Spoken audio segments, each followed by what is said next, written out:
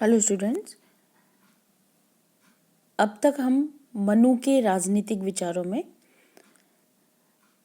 राज्य की उत्पत्ति से संबंधित विचार, राज्य का सप्तांग सिद्धांत और राज्य के कार्यक्षेत्र के संबंध में मनु के विचार देख चुके थे। मतलब मुख्य रूप से मनु के राजनीतिक विचारों का मुख्य अंश हम देख चुके हैं। राजनीतिक विचारों के ही एक भाग के रूप में हम उससे जुड़े हुए कुछ अन्य बिंदुओं पर आज चर्चा करेंगे।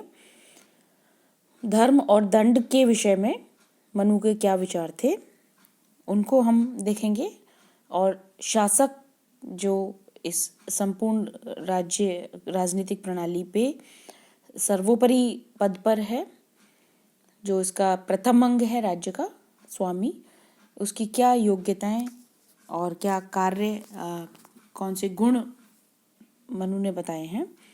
शासक की योग्यताएं एग्जैक्टली वो हम देखेंगे, और मनु के कंट्रीब्यूशन को संक्षेप में आज हम देखेंगे।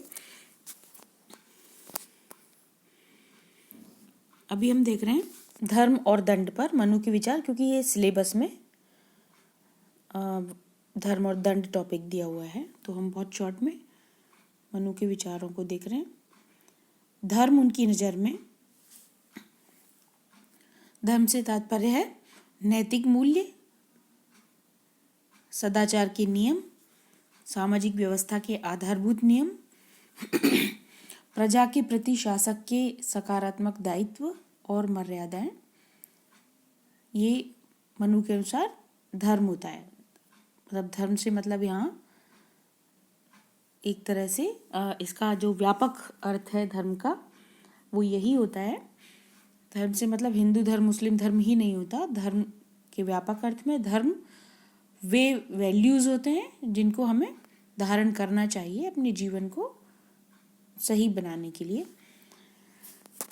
तो मनु के अकॉर्डिंग धर्म का मतलब है नैतिक मूल्य, सदाचार के नियम, सामाजिक व्यवस्था के आधारभूत नियम, प्रजा के प्रति शासक के दायित्व और उसकी मर्यादाएं। मनु कहते हैं कि राज्य और धर्म परस्पर निर्भर हैं, क्योंकि राज्य धर्म की स्थापना के लिए अस्तित्व में आया, क्योंकि पहले जो मत्स्य न्याय की स्थिति उत्पन्न हो गई थी, अधर्म की स्थिति उत्पन्न हो गई थी, तो राज्य अनुशासन बनाने के लिए, व्यवस्था बनाए रखने के लिए और धर्म के प्रवर्तन के लिए अस्तित्व में आया। और अब वर्तमान में भी उसका जो वजूद है, अस्तित्व है, वो धर्म के प्रवर्तन के लिए ही है। धर्म राज्य पर निर्भर है, क्योंकि राज्य के संस्थागत माध्यम के बिना धर्म का सुरक्षित रहना भी असंभव है। दोनों परस्पर निर्भर हैं, एक दूसरे पर निर्भर हैं। धर्म को व्यवहार में लागू करने के लिए किसी भौतिक सहारे की आवश्यकता होती है, ऐसा मनु कहते हैं। तो वो भौतिक अवलंब या वो भौतिक सहारा दंड के रूप में है। दंड मतलब राज्य की सर्वोपरि सत्ता अर्थात संप्रभुता जो हम जानते हैं, उसको मनु ने लगभग दंड कह करके संबोधित किया है। दंड का मतलब जो राजा के जो राज्य में निहित सर्वोपरि शक्ति होती है वो दंड की शक्ति होती है, उसके माध्यम से ही शासन किया जाता है। तो ये दंड की जिम्मेदारी है, मतलब संप्रभुता की जिम्मेदारी है कि वो धर्म का प्रवर्तन करे, क्योंकि उसकी मौजूदगी, राज्य की मौजूदगी धर्म के प्रवर्तन के लिए ही है। दंड को मनु और स्पष्ट करते हैं कि दंड केवल भौतिक बल नहीं है, क्योंकि दंड शब्द से हम जो एक सामान्य सा अर्थ जो हमारे दिमाग में आता है वो यही आता है, दंड देना या भौतिक शक्ति का प्रयोग करना। मनु कहते हैं, मनु ने जिस अर्थों में दंड का यूज किया है कि दंड केवल भौतिक बल नहीं है, भौतिक बल के साथ 3 तत्व संयुक्त होकर उसे दंड का रूप प्रदान करते हैं। नैतिक प्रयोजन, कि जब भौतिक बल को उचित कार्यों के लिए प्रयुक्त किया जाए, मतलब उसका प्रयोजन, उसे यूज करने का प्रयोजन नैतिक हो।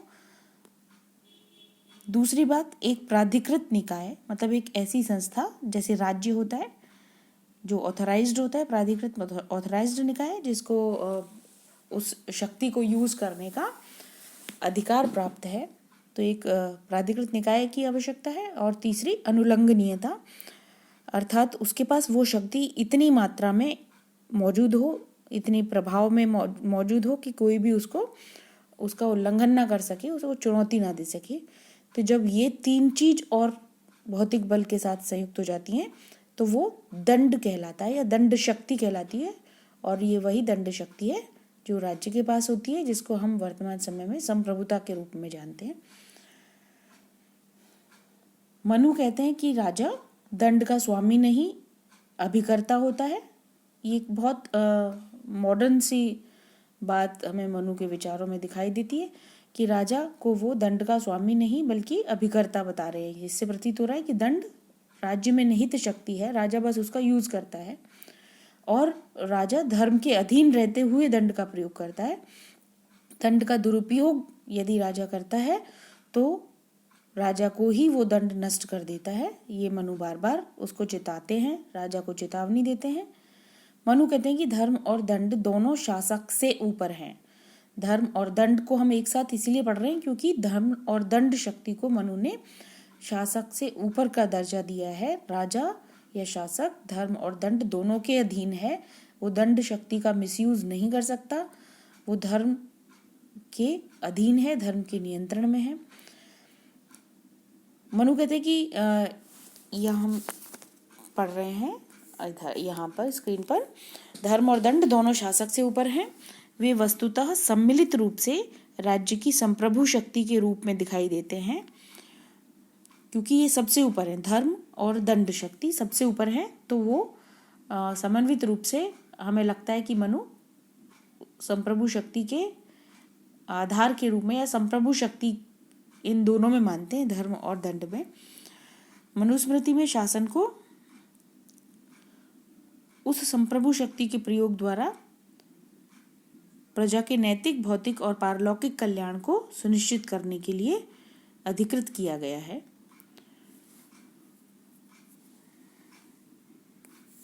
ये मनु के धर्म और दंड पर विचार है। धर्म को परिभाषित किया है मनु ने और बताया है कि राज्य और धर्म परस्पर निर्भर हैं। दंड की जिम्मेदारी है कि वो धर्म का प्रवर्तन करे। दंड राज्य की सर्वोपरि सत्ता के रूप में प्रयोग करते हुए मनु दिखाई देते हैं, संप्रभु शक्ति के रूप में। और दंड के साथ जब नैतिक प्रयोजन, एक प्राधिकृत निकाय जैसे राज्य जैसी संस्था या और अनुलंघनीयता जुड़ जाते हैं, मतलब जब उसे कोई चैलेंज नहीं कर पाए ऐसी शक्ति वो होती है, तो फिर वो भौतिक बल दंड कहलाता है। और राजा दंड शक्ति का स्वामी नहीं अभिकर्ता है। तो कुल मिलाकर के मनु धर्म और दंड को संप्रभु शक्ति के रूप में मानते हुए, व्यक्त करते हुए दिखाई देते हैं। यह हम देख रहे हैं शासक की योग्यताएं। मनु शासक को या राजा को राज्य के महत्वपूर्ण अंगों में सर्वोपरि स्थान देते हैं क्योंकि शासक को बहुत व्यापक और जटिल दायित्वों की पूर्ति करनी होती है। वो उसके लिए जिम्मेदार होता है और वो तभी उन दायित्वों की पूर्ति कर सकता है जब वो आवश्यक क्षमताओं और योग्यताएं रखता हो। तो उसके बहुत सारे गुण आवश्यक हैं जब कोई व्यक्ति आदर्श शासक बन सकता है। तो मनु ने 3 प्रकार से उन गुणों का वर्णन किया है, व्यक्तिगत योग्यताएं या व्यक्तिगत गुण, और कार्यकुशलता संबंधी गुण, और तीसरा कार्य के प्रति निष्ठा। व्यक्तिगत नैतिक गुण होने चाहिए शासक में, तो उसमें सर्वोपरि स्थान मनु विनयशीलता को देते हैं कि एक राजा में विनयशीलता अवश्य ही होनी चाहिए। यदि विनय उसमें नहीं होता है तो राज्य नष्ट हो जाता है। और बहुत उदाहरण दे करके मनु ने इस चीज को सिद्ध किया। और यदि विनयशील राजा होता है तो उसका राज्य ऐश्वर्य और प्रतिष्ठा को प्राप्त करता है। उदाहरण देते हुए पृथु, मनु, कुबेर का उदाहरण शासकों के रूप में, ऐसे शासकों के रूप में मनु ने दिया जिन्होंने विनयशीलता के माध्यम से ऐश्वर्य और राज्य को प्राप्त किया था। जबकि वेण और नहुष विनयशील ना होने के कारण अपना नष्ट हो गए थे, राज्य से वंचित हो गए थे। इसके अलावा विनयशीलता के अलावा इंद्रिय नियंत्रण शासक के लिए आवश्यक गुण है। कुछ दुर्गुणों से बचने का मनु ने परामर्श दिया है शासक को कि उसे जुआ, मृगया, दिन में शयन, पर निंदा, मद्यपान, नाच गान में आसक्ति, व्यर्थ भ्रमण जैसे कामजनित व्यसनों से दूर रहना चाहिए।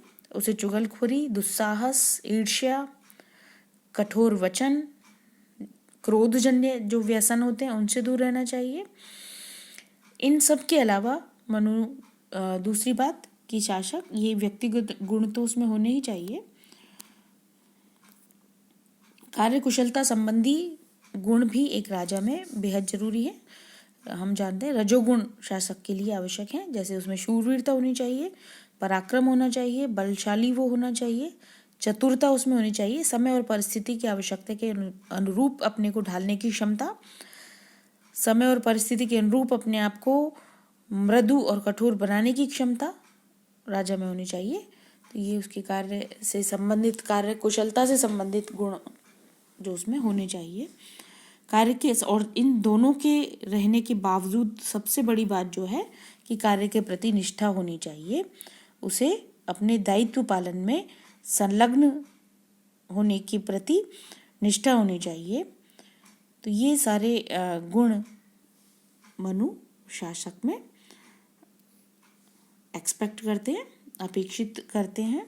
इसके अलावा मनु शासक पर कुछ नियंत्रण की बात करते हैं कि शासक पर कौन से नियंत्रण होने चाहिए। तो मनु सबसे ऊपर शासक के ऊपर धर्म का नैतिक नियंत्रण लगाते हैं कि राजा धर्म से ऊपर नहीं है। और धर्म क्या है ये हम पहले देख चुके हैं कि नैतिक नियम, सामाजिक आचरण के नियम, और जो दिव्य व्रत जिनका मनु ने राजा के ऊपर आरोपण किया है। राजा धर्म से बाध्य है, राजा के ऊपर धर्म का अंकुश है, वो उससे परे नहीं जा सकता धर्म के प्रवर्तन के लिए ही, क्योंकि राज्य का अस्तित्व है। सैद्धांतिक नियंत्रण, कुछ सिद्धांत मनु ने समय समय पर वर्णित किए हैं कि जिस तरह से कर ग्रहण करते समय राजा को उस नियम का ध्यान रखना चाहिए कि कर एक निश्चित मात्रा में और उचित समय पर लिया जाए। इस तरह के कई सिद्धांत मनु ने राजा के लिए बनाए हैं, तो उन का ध्यान रखना चाहिए। और संस्थागत नियंत्रण शासक के ऊपर कि शासक को मंत्री मनु ने बाध्य किया है कि वो मंत्रणा करके ही कार्य करे।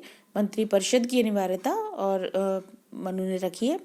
राज्य के सप्तांग सिद्धांत में भी मनु ने सेकंड जो अनिवार्य और इम्पोर्टेंट अंग बताया है वो मंत्री को बताया है। तो उनका नियंत्रण राजा के ऊपर होगा, क्योंकि मंत्रणा की परामर्श की अनिवार्यता मनु ने राजा के ऊपर रखी है। तो ये इस तरह से, और न्यायपालिका की आवश्यकता भी बताइए, न्यायपालिका भी होनी चाहिए। तो इस तरह से मनु शासक को नियंत्रित रखना चाहते हैं। कुछ सिद्धांतों के अंदर उसको काम करना है, धर्म का नैतिक नियंत्रण उसके ऊपर है, और वो विभिन्न संस्थाओं के परामर्श के अधीन है। संस्थाओं से मिलकर के उसको काम करना है। अकेला वो तानाशाह की तरह, अत्याचारी राजा की तरह कार्य नहीं कर सकता। अब हम देख रहे हैं मनु का योगदान क्या रहा। तो प्राचीन भारतीय राजनीतिक चिंतन के प्रणेताओं में मनु का स्थान महत्वपूर्ण है, इसीलिए हमने पहले मनु के राजनीतिक चिंतन को सेलेक्ट किया है। उससे हमने राजनीतिक चिंतन की शुरुआत की है। ये शुरुआती भारतीय राजनीतिक चिंतकों में गिने जाते हैं।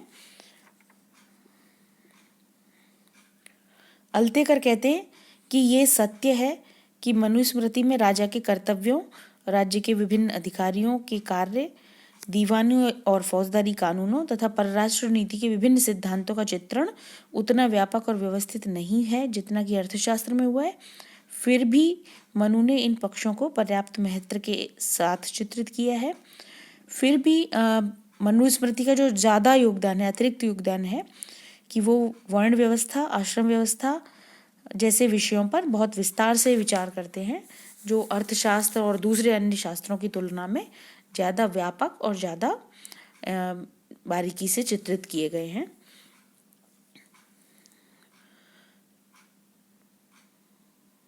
मनु ने यूनान में जो राजनीतिक विचारकों के द्वारा राजनीतिक चिंतन का सूत्रपात हुआ था, उससे भी शताब्दियों पूर्व राज्य की प्रकृति, संप्रभुता, शासन के स्वरूप, राज्य सत्ता पर नियंत्रण की आवश्यकता और उसकी विधियों, न्याय और दंड व्यवस्था, परराष्ट्रों के साथ कैसे संबंध रखने, उसके सैद्धांतिक और व्यवहारिक पक्ष, कर प्रणाली और राज्य और व्यक्ति के कैसे संबंध होने चाहिए, ऐसे विषयों पर भी व्यवस्थित विवेचन किया था।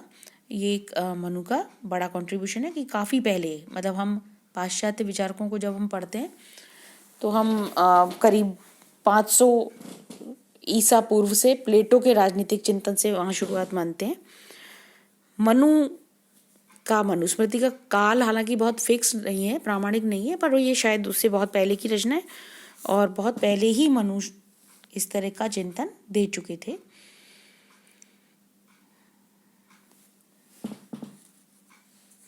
मनु के विचार जो हमने पढ़े, राज्य के दैवी उत्पत्ति के सिद्धांत को समर्थन करते हुए मनु दिखाई देते हैं कि ईश्वर ने राजा को कई देवताओं का नित्य अंश लेकर के राजा की सृष्टि की है, पर उसमें भी मनु का इम्पोर्टेंस ये है कि उसको उन्होंने दिव्यता के विचार को राज्य से जोड़ा है, राजा से नहीं जोड़ा। राजा के ऊपर उन्होंने बहुत नियंत्रण रखे हैं, तो वो राज्य की शक्ति की अतिमानवीयता और अनुल्लंघनीयता और सर्वोपरिता के विचार को राज्य में निहित संप्रभु शक्ति के रूप में व्याख्या करते हैं।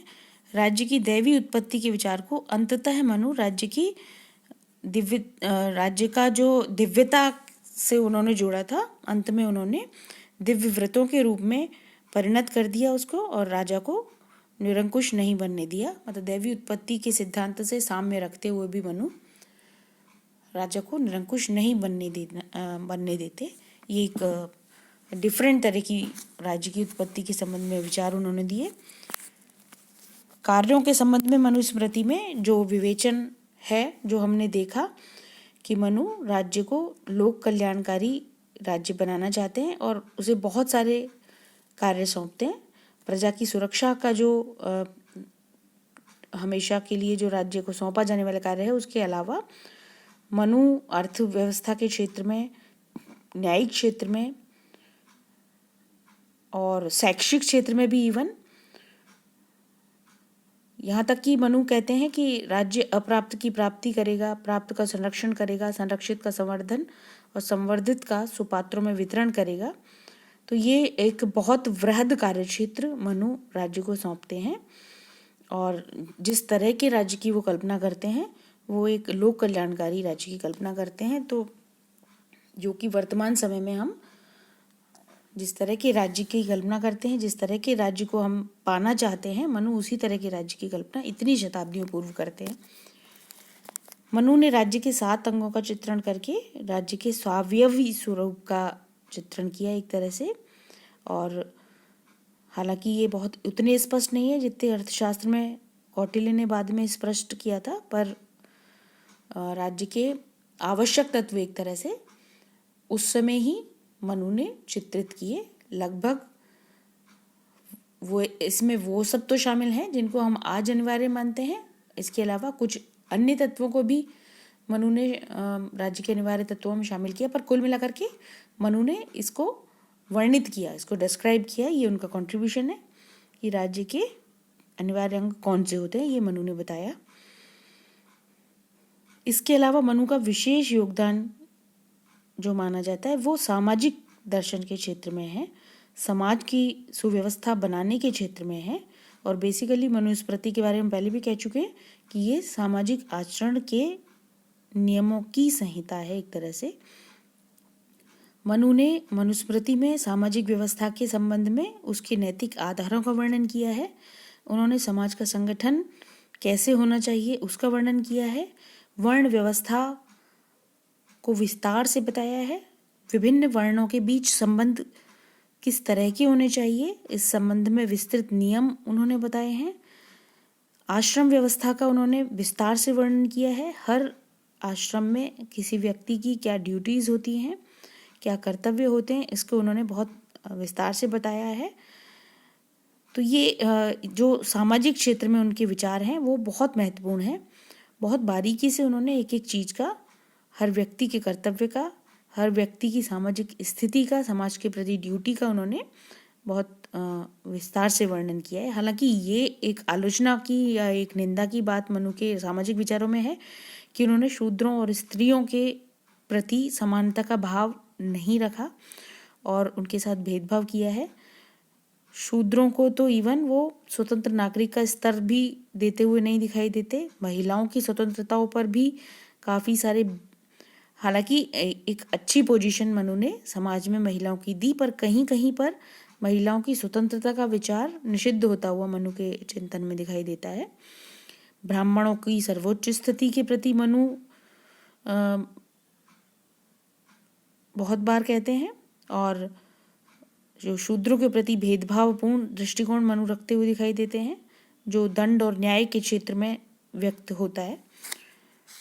मनु का जो कंट्रीब्यूशन है न्याय के क्षेत्र में भी दिखाई देता है कि उन्होंने न्याय के सैद्धांतिक विवेचन के साथ साथ न्यायाधीशों की योग्यताओं, न्यायपालिका के संगठन, न्यायिक प्रक्रिया, अपराधों और दंड के वर्गीकरण पर बहुत विस्तृत और व्यवस्थित विवेचन प्रस्तुत किया है। मतलब एक तरह से एक संपूर्ण न्यायिक दर्शन उन्होंने प्रस्तुत किया और ये उनका बहुत बड़ा कंट्रीब्यूशन है। ये भी मनु का एक विशिष्ट योगदान है कि उन्होंने न्याय को शासक की निजी शक्ति नहीं माना, बल्कि न्यायाधीशों द्वारा सामूहिक रूप से न्याय किया जाना चाहिए, इसको संस्थागत शक्ति मान करके उन्होंने वर्तमान लोकतांत्रिक जो पैटर्न है उसके अनुरूप उस समय बात की। इसके अलावा परराष्ट्र संबंधों के क्षेत्र में भी मनु ने विस्तार से विवेचन किया। ये उनका कंट्रीब्यूशन है कि विदेशी राष्ट्रों से किस तरह के संबंध रखने चाहिए, क्या क्या सिद्धांत तो उसमें होने चाहिए, किस तरह से उनको निभाना चाहिए व्यवहारिक पक्ष। मनु ने युद्ध से यथासंभव बचने का परामर्श दिया। ये कहा कि युद्ध को अंतिम विकल्प के रूप में ही अपनाया जाना चाहिए, मित्र बनाने चाहिए। मित्र को उन्होंने इवन राज्य के महत्वपूर्ण 7 अंगों में इंक्लूड किया। तो यहाँ मनु राज्य की साम्राज्यवाद विरोधी नीति, राज्य की साम्राज्यवादी नीति के विरोध में खड़े दिखाई देते हैं और एक शांतिपूर्ण अंतर्राष्ट्रीय व्यवस्था की स्थापना करते हुए दिखाई देते हैं। मनु का एक योगदान करों के आरोपण के संबंध में भी है। मनु कहते हैं कि राजा को करों का जो आरोपण है प्रजा से या उनका जो लेने की प्रक्रिया है उसको नियंत्रित रखना चाहिए। और जिस तरह से मनु कहते हैं कि जिस तरह से जोंक, बछड़ा और भ्रमर अपने आहार को धीरे धीरे ग्रहण करते हैं, जिससे आहार देने वाले को कष्ट नहीं होता। जोंक जब रक्तपान करती है या बछड़ा जब दुग्धपान करता है या भ्रमर जब मधुपान करता है तो मनुष्य को, बछड़े की माता को और पुष्प को कोई कष्ट नहीं होता। उसी तरह से राजा को भी कर प्रजा से थोड़ी थोड़ी मात्रा में धीरे धीरे ग्रहण करना चाहिए। तो ये कुछ आर्थिक क्षेत्र में भी करों के आरोपण के संबंध में मनु ने कुछ निश्चित सिद्धांत प्रतिपादित किए। ये मनु का कंट्रीब्यूशन है। ये भी मनु की विशेषता मानी जाती है, कंट्रीब्यूशन माना जाता है कि उन्होंने शासक को प्रजा पालन और प्रजा रक्षण के लिए एक बड़ी जिम्मेदारी दी और यदि राजा उस जिम्मेदारी को पूरा नहीं कर पाता है तो उसे कर प्राप्त करने का कोई अधिकार नहीं है, उसे पहले अपनी ड्यूटीज पूरी करनी है, ये मनु कहते हैं। कुल मिलाकर के मनुस्मृति में जो राजनीतिक और सामाजिक विचार प्रतिपादित हुए हैं वो काफ़ी समृद्ध हैं, काफ़ी प्रभावशील हैं, जिनकी व्यवहारिक उपयोगिता है और महत्व है। सामाजिक क्षेत्र में तो विशेष रूप से मनु बहुत विस्तृत और व्यवस्थित चिंतन प्रस्तुत करते हैं। केवल मोटवानी लिखते हैं कि मनु किसी एक राष्ट्र और जाति के ना होकर संपूर्ण विश्व के हैं। उनकी शिक्षाएं किसी एक समुदाय, जाति या संप्रदाय के लिए नहीं बल्कि समस्त मानवता के लिए हैं। वो समय की सीमा लांघकर मानव के चिरंतन तत्व से संबंध रखते हैं। ये मनु का योगदान हम बहुत शॉर्ट में देख चुके हैं।